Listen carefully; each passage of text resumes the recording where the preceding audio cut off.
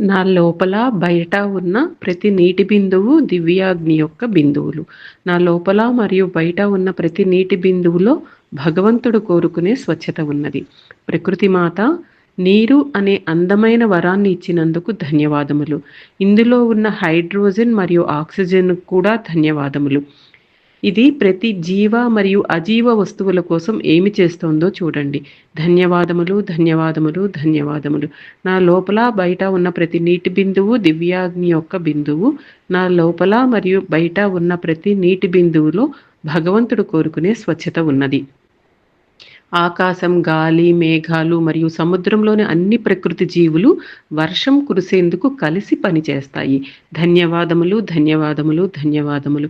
దయచేసి వర్షాన్ని అవసరమైన చోటుకి తీసుకువెళ్ళండి. అన్ని ఎడారి దేశాలకు, ఎడారులకు మరియు పంటలు పండించే సారవంతమైన భూములకు దాన్ని చేర్చండి. ప్రకృతి మాత ధన్యవాదములు, ధన్యవాదములు, ధన్యవాదములు.